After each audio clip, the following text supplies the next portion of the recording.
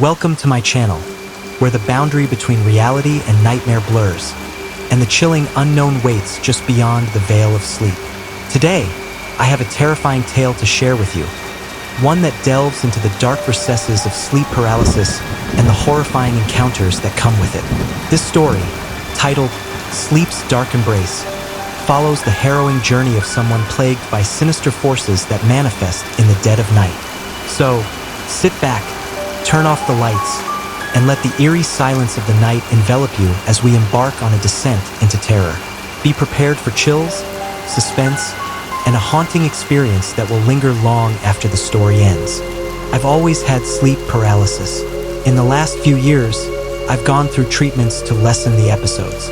I'd hoped I would stop having them at some point. 2 months ago, it all started back up again.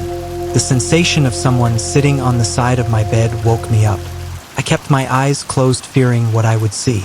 The old fear came back and my body refused to move. I knew this would only last a few minutes, but that didn't help my state of mind. The person got closer and I did something I shouldn't have been able to. My eyes opened and I turned my head to see what was getting closer. Shock froze my body. For a long few seconds, I was starting at a completely dark humanoid shape. No, it was like it was a void with 2 glowing white eyes. Crept closer on all fours towards me and I finally screamed. I shot out of bed. A hand clawed at the back of my shirt as I fled. I frantically hit the light switch and turned around, my heart pounding. Nothing. This wasn't like any kind of previous experience I've had. But it must have been just the same kind of sleep paralysis I've always dealt with. I refused to believe some sort of inhuman thing crawled onto my bed, until it happened again. The second night, I didn't wake up until I felt a weight on my body. I was half asleep, so I didn't remember the night before at that moment. It all came rushing back when I saw the same void resting a head on my shoulder. I did what anyone would do in such a situation. I freaked out. I go out of bed, legs shaking and screaming. The thing reached out a hand and tightly wrapped it around my wrist. I felt something pop. By some miracle, I got away and turned on the lights. The signs of a struggle and the marks left on my wrist were the only thing that proved what I saw had been real. Over the next few hours, I didn't sleep and a large bruise formed on my wrist. It hurt so much that I wasn't able to move it for the rest of the day. I needed to figure something out. If I told people close to me, they would assume it was just the sleep paralysis or I wasn't in my right mind. I couldn't find much online, so I bought some sage from the local Wiccan store along with whatever they recommended. Normally, I didn't believe in crystals and things like that, but I was desperate. I kept all the lights on in the house. A migraine from the sage smoke crept behind my eyes as the day wore on. I'd barely slept in the past 2 days, so I eventually passed out after midnight. Sleeping with the lights on should have solved my problem. It did not. Again, I felt someone crawling on the bed. I moved, startling to that thing on all fours coming towards me. In a panic, I grabbed my blanket. Just before it landed on top of me with claws out, I wrapped the blanket around the dark shape and held it down tight against the bed. I did not have any kind of plan beyond that. I just hoped the fabric would have kept the claws away from my face. It struggled hard and I needed to wrap my arms around the bundle to keep it from escaping. It sounded pissed off. If it got out, then I was a goner. My arms became sore from the strain. When I thought it was all over, the struggle started to lessen. Did I suffocate it? Did it even need to breathe? What even is this thing? I had lots of time to think of questions with no answers. I didn't dare let go, fearing the monster would get free to eat my face off. I was still scared as hell, but it also felt awkward holding the bundle for hours. My body gave out near dawn and I foolishly nodded off. When I woke up, sunlight poured through the open curtains. The blanket was empty. I opened the pile of fabric. I saw rips and tears that should have been in my flesh. Now what? I couldn't live holding a monster every night. Who knows if I would be able to wrap it inside the blanket again. I packed a bag and fled to a hotel for a night, hoping it solved the problem. If I was lucky, my house was haunted. I couldn't function on so few hours of sleep every night. I would get fired from work or run my car off the road if this kept up. I waited until midnight in the cheap hotel room before I felt safe enough to drift off. The lights were still on and I brought an extra blanket just in case. My eyes opened around 3 a.m. I was relieved I hadn't seen any sign of that monster that night. Maybe my place really was the problem. Then the pile of blankets beside me moved. My heart nearly stopped when a pair of glowing white eyes peeked out, staring daggers into my soul. The message was clear without any words. Silently, I rolled over to carefully wrap an arm around the bundle. My chest was tight with fear, but the thing didn't make any threatening movements. It seems as if as long as I held this thing while it slept, I had bought myself some time.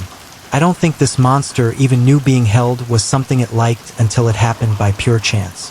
Until I thought of a new plan, this needed to be good enough. 2 weeks passed with the nightly visitor coming by at random times during the night. It appeared under the blanket and woke me up with either a scratch or a nip. At least I was sort of getting some sleep. This wouldn't last forever, and soon enough that fact became clear. One night, the creature woke me up in the normal way. A small nip on my arm to announce its arrival. It was enough to draw blood, and I was getting tired of these minor injuries.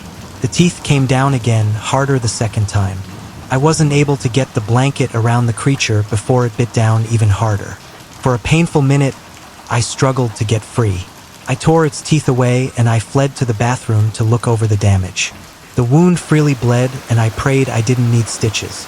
This couldn't go on the way it had been. I was exhausted. Fear and short nights wore me down to the bone. I didn't know just how much longer this creature would hold back from eating me. I couldn't ditch it, and I didn't even know who to contact about something like this. A priest? Would one even listen to me? I did something I wasn't proud of. I decided to feed it. Wouldn't raw meat work? Not so much. Turns out this monster, this demon, was a picky eater. No matter what I brought into the bedroom, trying to tempt it into a midnight snack, my arm remained the target. I was wounded, running on little to no sleep, and desperate when I started my plan. There is a small bar in town that serves cheap drinks. I rarely went to it because of the crowd that lingered there. But now I needed to go there for a gruesome purpose. Years ago, when I was in high school, I added a bunch of friends to my Facebook account. Then I never thought to remove them. Even the people who I hadn't spoken to in over 5 years were still on my friends list, filling up my feed with updates no one but them cared about. I knew that Kristen would be at the bar that Friday night. She often posted photos of her drinks, begging people to drop by for a hookup. We dated for 3 months in school. At one point, I'd been tall and well-built. I did track and some football. She thought I was a catch. Then I broke my leg and put weight on. She dumped me shortly afterwards, going to the next attractive guy. It hurt a little at the time, but I hadn't really dwelled on it. I've changed a lot since school. Even though we dated, I don't think she would recognize me. The fact she was a little bit buzzed when I found her helped a little. I sat down next to her, ordering us both a drink. She took the bait, and within a few minutes, she was all over me. My skin crawled as I tried to play it cool. I needed to keep reminding myself why I was there. No matter how much I justified it, what I was about to do wasn't right. She changed a lot since school as well. Her hair was fried from too many bad dye jobs. Her skin hung loosely from her thin frame, and her teeth were stained from years of smoking. If you squinted, you could see the girl she had been at one point. With my stomach churning, I asked her if she wanted to come home with me after I knew she had drank too much to refuse. I hated myself every moment of the way back. We took a taxi because I didn't want to risk driving home buzzed. The driver was a witness, but aside from being the last one to see her, I doubted the police would have much else to pin me after tonight. She still hung for me as we walked inside, trying to act sexy, as if I was going to dump her if she didn't. I hadn't told her my real name, and she wouldn't have remembered someone like me anyway. I was a minor blip in her high school years. I led her to the bedroom and carefully tucked her in. I said I would be out in a few minutes. She slurred her words, already starting to fall asleep from being in a comfortable bed. I almost picked her up and carried her away, seeing her peaceful face. Then the reason why I was doing this forced its way through my thoughts. I walked outside the bedroom and carefully shut the door behind me. Struggling to keep bile down, I listened. The second guy Kristen dated was a popular guy. Everyone loved him, so it came as a shock when she claimed he forced himself on her and she got pregnant because of it. Her family was religious, so the claim was the only way they would support their daughter. Regardless of there being no evidence, almost everyone was on her side. Her now ex-boyfriend gave up trying to prove his side of the story. He ended up walking into traffic. He left no note, but everyone knew it had been on purpose. When she did have the baby, he died 3 months later. She said it was due to SIDS, but after her previous statements, I didn't believe her. I heard her stir in her sleep on the other side of the door. She was speaking to someone she thought was the one who brought her home. I sank to the ground and covered my ears with shaking hands, not wanting to hear the sin I was about to commit. I still heard it. I heard everything. The struggle, the screams, the bones breaking and flesh tearing. A horrible thought came to mind. Had she told the truth back in high school? And even if she wasn't innocent, did anyone deserve what was going on inside that room? The contents of my stomach came up. I ran to the bathroom to rid my body of everything I'd consumed that day. Dry heave turned into sobs as I sat on the cold bathroom floor. The door opened and I shut my eyes tight, not wanting to see the monster I just fed. It sat down on the floor and gently wrapped an arm around my shoulder. I sobbed as it patted my head as I still refused to open my eyes. I was the same as this creature. No matter what I did from now on, nothing would not change that fact. After wearing out my body, I fell asleep in the arms of a demon. When I woke up at noon, my head pounded. I was alone. For some odd reason, I felt slightly better. Had I gotten rid of that thing for good? Was it only after a meal? It took me another hour to gather the courage to open the door to my bedroom to find nothing. Aside from the blankets and sheets being missing, I didn't see any traces of blood from the night before. I really was losing it. Tomorrow, I swore to turn myself into a doctor before I hurt anyone else. Did I really hurt Kristen? Or was last night a delusion? I didn't have her number, but I did still have her on Facebook.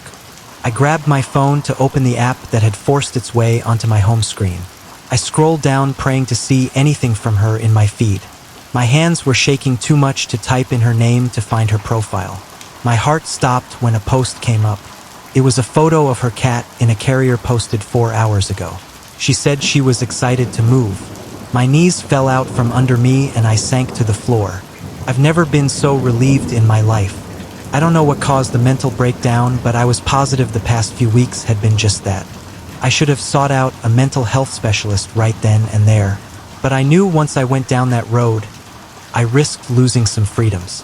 I would go the next day. One more day wouldn't hurt. I would take a hot shower, make a nice dinner, and go to bed early. One good day before I started a difficult journey. After the shower, I realized I didn't have anything to make a nice dinner. I triple-checked, I locked the door, then left to the nearest grocery store. Some people gave nervous glances my way. I didn't blame them. My arms were scarred and covered in bandages from still healing wounds. The bags under my eyes made me appear 10 years older, and I'd lost a lot of weight in the past few weeks. Overall, I looked awful, but I felt fine for once. I splurged on some good steaks, wondering when the last time I had been able to eat one. My good mood lasted the entire way back home. My hand reached out to unlock the front door to find it slightly open. All the fear and dread came back with such force it knocked the wind from my lungs. I didn't want to go inside. Shaking my head, I tried to convince myself that I had just forgotten to close the door properly. That the new pair of shoes in the front hallway was something I picked up during the mental breakdown. The empty cat carrier had always been sitting on the kitchen counter.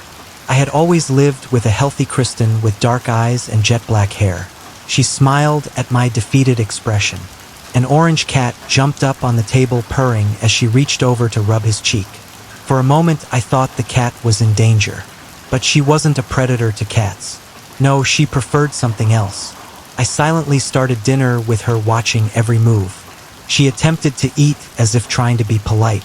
She forced a few bites down, then got up to have a shower as I cleaned up. She had brought in a few bags of clothing while I was gone. New blankets had replaced the missing ones. The shower turned off and I sat on the couch running through my options for a few hours. The sun had long since set by the time I stood up to go inside the bedroom. She had been waiting the entire time. Moonlight came through the window, making her short white nightgown stand out. If I didn't know what she was,